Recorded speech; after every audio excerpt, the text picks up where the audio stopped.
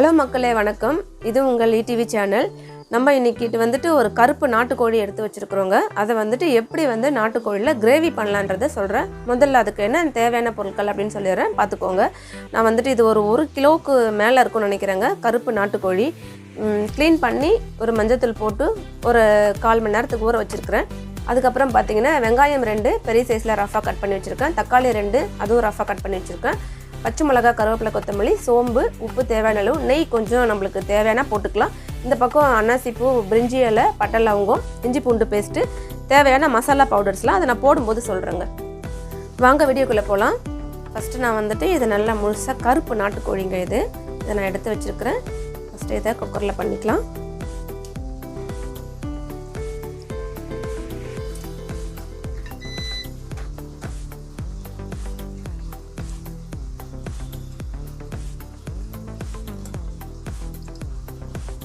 இதில் ஒரு கிளாஸ் தண்ணி விட்டுக்கலாங்க. ரொம்ப தண்ணி வேணாம், ஒரு 1/2 கிளாஸ் கிட்ட தான் விட்டுருக்கேன். கொஞ்சம் மஞ்சத்தூள் சேர்த்துக்கலாம். ஒரு சொட்டு எண்ணெய் சேர்த்துக்கலாம். 1 ஸ்பூன் இஞ்சி பூண்டு பேஸ்ட்டு கலந்து விட்டு இதை ஒரு 3 விசில் வச்சுக்கலாங்க. Cooker 3 whistle வந்துடுச்சுங்க. ஓப்பன் பண்ணி பார்க்கலாம். பாருங்கள், ஒரு 3 விசிலில் கொஞ்சம் ஆஃபாக வெந்திருக்கு. இதை நம்ம இப்போ கிரேவி பதத்துக்கு தாளிச்சிடலாம். குக்கர் வச்சுக்கலாங்க. கொஞ்சம் எண்ணெய் விட்டுக்கலாம். சுத்தமான கடலை எண்ணெய் விட்டுக்கலாங்க. எண்ணெய் காஞ்சிடுச்சு. 2 பிரிஞ்சி இலை, ஒரு அன்னாசிப்பூ, ஒரு 4 கிராம்பு, 2 ஏலக்காய், ஒரு பட்டை, கொஞ்சம் சோம்பு பொரிஞ்சிருச்சுங்க. நம்ம ரஃபாக வெட்டி வச்ச வெங்காயத்தை போட்டுக்கலாம். வெங்காயம் வதக்கும் போது கொஞ்சமாக உப்பு சேர்த்துக்கலாங்க.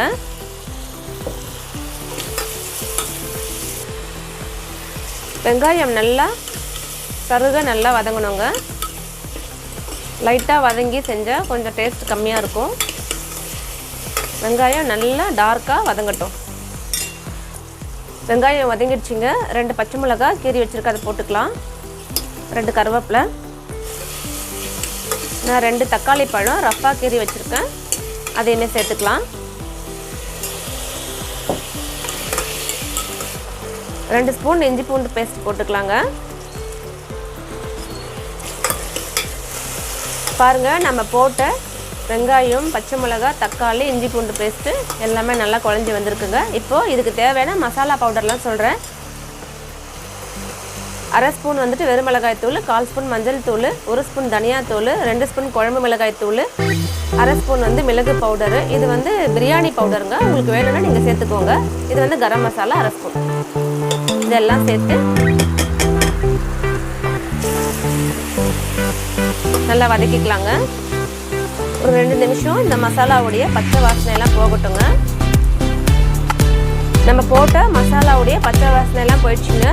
பாருங்கள், நல்லா எப்படி கிரேவி மாதிரி வந்துருக்கு பாருங்கள். இப்போது நம்ம 3 விசில் வச்சு வேக வச்சுருக்கோம் பார்த்தீங்களா, இந்த கருப்பு நாட்டுக்கோழியை நல்லா சேர்த்துக்கலாங்க.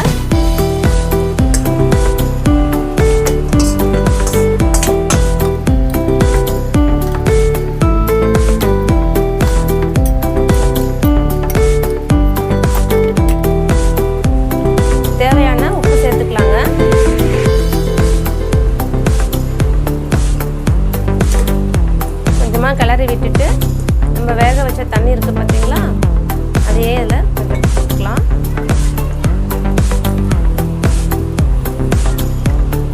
ஆல்ரெடி கறி ஒரு 3 விசில் வச்சு நம்ம வேக வச்சுருக்கோம். இப்போது ஒரு 2 விசில் வந்தால் போதுங்க. 2 விசில் வந்துட்டு இறக்கில வெட்டிட்டாங்க. பாருங்கள், 2 விசில் வச்சுட்டு கேஸ் போனதும் ஓப்பன் பண்ணி பார்க்கலாங்க.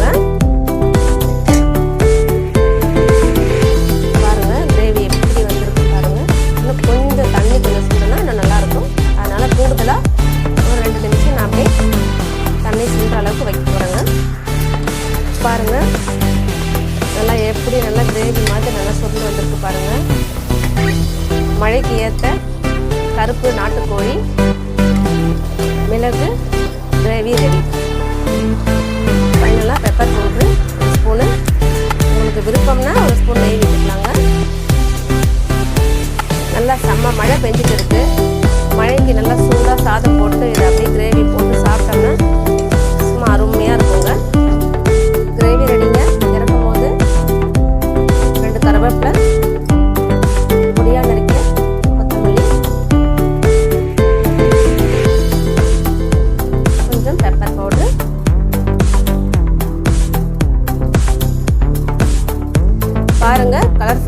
கிரேவி சூப்பராக வந்திருக்கு பாருங்கள். ஃபைனலாக கிரேவி ரெடி ஆகிடுச்சு. இந்த மழைக்கு நல்லா சூடாக சாதம் போட்டு அதை போட்டு சாப்பிட்டா அவ்வளோ அருமையாக இருக்குங்க. மிளகு நிறைய தூக்கலாக போட்டிருக்கோம். சளிகிளி பிடிச்சிருந்தா